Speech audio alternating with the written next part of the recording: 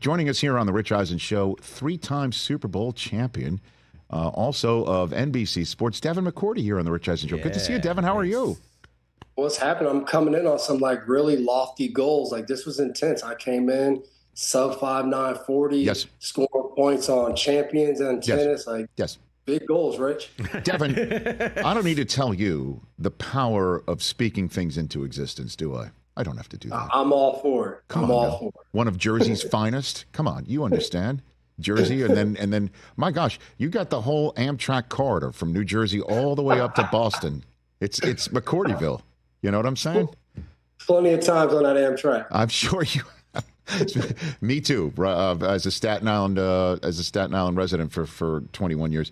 Hey, Devin, let's just jump right into this here. I don't know if you heard Jerod Mayo talk today about the quarterback situation in New England, and how that it's Jacoby Brissett's gig to start, but Drake Maye, if he balls out, has a shot. What are your 2 cents on the subject matter there, Devin? Yeah, it was to be expected for me. I spent some time up there in the spring, visiting a little bit. And I think the organization just feels like Jacoby's a guy they brought in for a reason. They signed him. They expected him to go out there and play. And I think they feel like they don't just have a guy that can play right now, but they have a great mentor, a leader in the locker room. So I think they want Drake Maye to come in and not feel that pressure and just to learn from Jacoby. Jacoby's obviously come to New England and played under Brady and learned from him. So it's cool to see those roles where he can now play the mentor. But I expect Drake Maye to come in and just learn. And as that process starts to, really come intact for him and he can develop, maybe there's a time they put him in and they go with him. But I think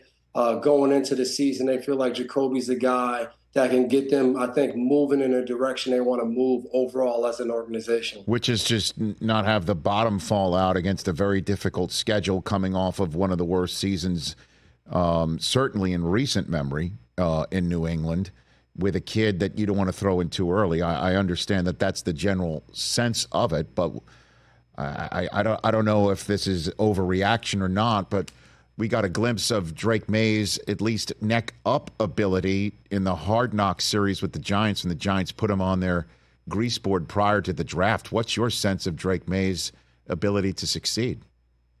I think high. And I think what's interesting right now is there's this big, intense love for him right now, not just from the front office and, the people in the building, from the players. And I think that is something over the last few years since Brady has left has been a little bit of a roller coaster with Cam coming in. And I think right away Cam won over the locker room and guys went out there and played. And that was 1 year and done. And then Matt comes in and he plays as a rookie. And, we won 10 games the year that my second to last year I was there. And it's like, oh, man, things are looking great. And then you kind of saw at the end of that with Matt, with the team, the locker room, everything just kind of fell apart. And I think Drake Maye now comes in to fill the future void that they had there, a guy that everyone can believe in, a guy that the organization can say, hey, this is our guy. He's going to lead us. He's going to be the front runner. He's going to be in front of everybody. And I think the biggest part of that is the guys in the locker room truly believe in that. So I think he's developing that. I think he's already gotten that with some of those young receivers, with Polk and Baker staying after practice, throwing the ball, getting used to each other. I think the more he's out there in training camp, those veteran, those older guys will see it. They'll buy into it. They'll believe in him. And I think that will be the process for him. But I think he could be a really good player. I thought it was really cool seeing him with Brian Dable, with the Giants in there, doing all of that work, reciting things, knowing it. And I think that's exciting. And I would be interested to see, when he takes the field, how that goes. But I think the future's bright, and I think New Englanders should be happy, but I think they have to be patient for all of this to come to fruition. What did you glean from that Hard Knocks look-see with Drake Maye? What did you take away from that? I get excited because I think that's the hardest part of playing quarterback. I think nowadays you see so many quarterbacks that have this unbelievable talent, whether it's being able to run, whether it's having this great arm talent that, every week we hear people on TV talk about different guys and their great arm talent. But what does that actually mean? It doesn't mean anything until you can go into a huddle or sit in front of a board or get on the field and deliver in 2-minute situations or on third down over and over again. And the part of that is understanding what the defense is giving you and then knowing what you can get into and what you have to get out of as a quarterback. I always remember Brady always talking about that. His true gift was being dual threat, and it wasn't being dual threat as a runner, but it was being dual threat of not putting the offense in bad plays, putting the offense in plays to win, to allow other players' abilities to take over and make plays. And I think when you watch Drake Maye do that as a young guy coming into the league and being able to do that and process things pretty fast, you get excited. You see that and you're like, all right, that's what I want my quarterback to have. Yeah, I want him to have those other attributes, but your brain and how you can operate and how you can see things and adjust and move quickly. I think that's what the NFL is truly about. And you've seen when you watch guys like Mahomes or watch guys like Lamar Jackson, as they've gotten better at that, it's just been sky's the limit. And it's always impressive watching those guys week in and week out. Devin McCourty, 13-year veteran, 3-time Super Bowl champion with the Patriots right here on the Rich Eisen Show, also NBC Sports. The other parts of the comments that really stood out to me with Jerod Mayo talking about Drake Maye in the quarterback room was a New England Patriots head coach was asked a direct question about a thought process on a roster decision, and we got an answer, Devin. Like, we got a detailed answer. You know what I'm saying, Devin? What we're getting I know exactly what you mean. I think it's what's up? Those media people up in New England. They don't know how to really react. I think they're just like, he's answering questions. Let's just ask more and more questions. And Mayo, he has been very open in discussing things and been, I think, at sometimes like brutally honest and maybe too honest for the liking of some of the people in the building. But I think he's paving his own path. He's not trying to be like Bill. He's not trying to be like anybody. He's just being himself. And I think the players will see that and they'll really want to play for him. They'll want to really buy into what he's bringing. That's the kind of guy he's been. When I shared the locker room with him as a player, then as a coach, he's been very open. He's been just a straight shooter and tell you exactly how it is. And I think guys will respect that. And, I think he'll still manage and learn, the things he wants to say and doesn't want to say. And I think he'll be calculating. I think he does a little bit of that already. So I'm excited to see, he's obviously a good friend of mine. So yes. I'm excited to see him just perform this year as a head coach and kind of really take over those reins and really get comfortable in that position. Yeah, your first year in the pros was his third, and then you played 6 seasons with him. And then obviously he was on the coaching staff in New England until you retired. So what's your best guess on what's going to be his biggest difference? What's going to be the biggest difference between him and Belichick this year, Devin? Yeah, I think for this team right now, I think what'll be his opportunity to really relate and try to push these guys in a direction that I don't necessarily think we'll see the results maybe right away or all the time, but I think his ability to really get these guys to understand we have to get better day by day, week by week, and we have to progress to something down the line, I think will be his kind of selling point. I think the difference is when you get to New England, you play under a guy like Bill Belichick, there is no progressing to possibly be good next year. Like when Bill Belichick's your head coach, it's all about how do we win as many games this year and have a chance to win a championship, because that's what his aura is. That's everything he's about. It's what he's established in this league. So I think with Jerod and his ability to really get to know these players, and a lot of these players are already there under him, especially on the defensive side. They already know him and they know how he operates. So I think he'll get this team to really see the future. And I think of it very similar to Arizona with John Gannon last year. Like, yeah, they didn't win a lot of games, but when you watch that team play, each week they were out there playing their butts off. They were looking better. They had some big upsets. You talk about Dallas and Pittsburgh, some big wins in the season, even though the season didn't work out the way that they wanted to. I know they're excited going into 2024 because of what they established a year before. And I think Mayo will try to have that same type of energy and attitude with this team this year. What do you think Bill does in 2025? After a year in the paparazzi, Devin, what do you think? Do you think he coaches, or we're about to see a Belichick's final act as a member of the media? What do you think? Yeah, I think he takes a break from his dazzling media career next year and gets back on the sideline. And, we'll have to see how far gone he is in the media, if he can remember some of those attributes of being a head coach, like not answering questions and doing things the right way, what's best for the team instead of what's best for his media career. We'll see if he can adjust to that next year, but I'll be excited to see him back on the sidelines in 2025. I really think that'll happen. Do you think that he's just doing this year because of the opportunities that didn't come his way for whatever reason, and he'll get back to coaching in 2025? You think? I think so. And I think he was kind of intrigued by the media stuff. I think he saw former players get into it. I think, being, all these games on Sunday and sitting in production meetings, and, you got Tony Romo in there, then you got Matt Ryan, you got all these guys. You've, drawn up these, crazy game plans to try to take them away.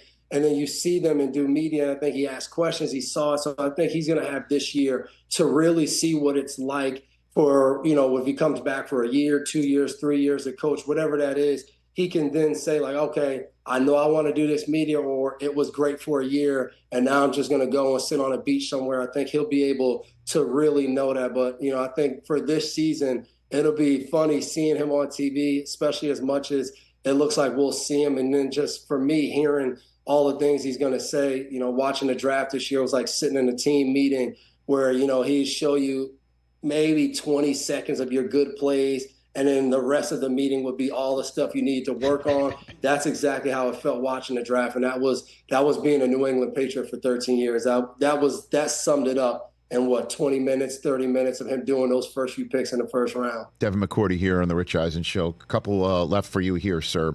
Let's go more macro here. Football night in America, you're going to be on the air in Kansas City. Ravens versus Chiefs, first Thursday night of the season. A three-peat opportunity on the table. Last time we saw that was prior to you joining the Patriots, by the Patriots, and we all know they made the division round that year, and that was about it. So I ask you this. Standing in the Chiefs' way of going 3 in a row, the entity that can prevent it the most is their own selves or another team? Devin? No, I think there's plenty of teams that will give them a run for their money this year. I think when you look at the AFC North, whoever comes out of there, I think that's going to be probably the best division in football this year. And then obviously I think, they're opening with Baltimore, so you have them. And then whatever happens, I think with Buffalo this year, I think they have shown to be a suitor to give a problem to Kansas City. They've had, some tough games. Kansas City usually comes out on top, so I don't know if saying a problem is the exact word. And then I look at Houston, a team that showed a lot of promise last year.